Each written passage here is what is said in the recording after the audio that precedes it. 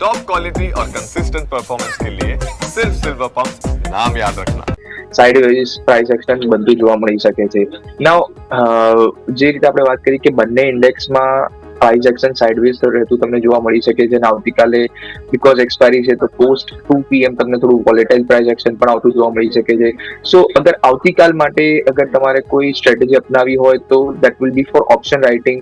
25,000 થી લઈને 24,600 આ રેન્જમાં અગર તમારે ઓપ્શન રાઇટ કરવા હોય ઉપરની સાઈડ પર 25,000 ના કોલ, નીચેની સાઈડ પર 24,600 ના પુટ. ઓલ્ધો આવતીકાલ માટે રિટર્ન્સ થોડા મિનિમલ હશે, બટ સિંગલ ડે માટે રિટર્ન્સ તમને ઘણા સારા બનતા જોવા મળી શકે છે. તો સવારે મોર્નિંગમાં ઓપન થતાની સાથે તમે આ રેન્જમાં ઓપ્શન રાઇટ કરી શકો છો અને બાય 2 PM પ્રોબેબલી તમે એક્ઝિટ પણ કરી શકો છો. તો આવતીકાલ માટેની સ્ટ્રેટેજી જે રહેશે ઓપ્શન રાઇટિંગની રહેશે, ના કે ટ્રેન્ડ ફોલોઈંગ, બીકોઝ ટ્રેન્ડ ફોલોઈંગનું અત્યારે કરન્ટલી માર્કેટ નથી અને એક સાઇડવેઝ માર્કેટમાં આપણે કરન્ટલી ટ્રેડ થઈ રહ્યા છે.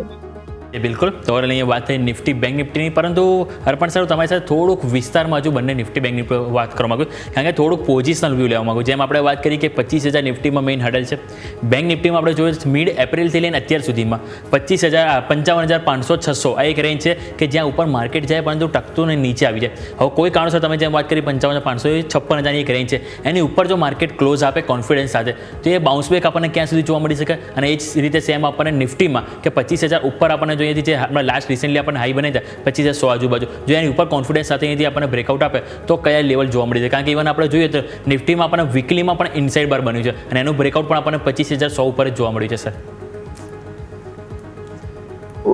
જેમ કે આપણે વાત કરીએ કે ઓવરઓલ રેન્જ જે છે 500 પોઈન્ટની છે, 24,500 થી લઈને 25,000ની. તો અગર જો 25,000ના લેવલની ઉપર બ્રેકઆઉટ આવે છે તો ફર્સ્ટ ટાર્ગેટ તો ઇમિડિયેટ બેસિસ પર 25,500 નો રહેશે. 500 પોઈન્ટનું જે રેન્જની જો બ્રેકઆઉટ કરે છે તો એટલીસ્ટ તમે 500 પોઈન્ટની અપસાઇડ તમે નિફ્ટી માટે એક્સપેક્ટ કરી શકો છો. અને જો 25,500ના લેવલને પણ જો બ્રેક કરે છે, જ્યાં પાસ્ટના રેઝિસ્ટન્સ ઝોન પણ છે, જ્યારે પાસ્ટમાં જ્યારે નિફ્ટીમાં ડાઉન સાઇડ પર બ્રેકડાઉન આવ્યું હતું એ વખતે 25,500ના લેવલ પરથી પણ તમને એક બ્રેકડાઉન આવતું જોવા મળ્યું હતું. તો 25,500ના લેવલ પણ અગર જો બ્રેક કરે છે તો ઉપરની સાઈડ પર 25,800 સુધીના લેવલ અચીવ થતા જોવા મળી શકે છે. And looking at the current setup, global setup, I think it is a matter of time કે તમને 25,500 થી 25,800ના લેવલ પ્લે આઉટ થતા જોવા મળી શકે છે.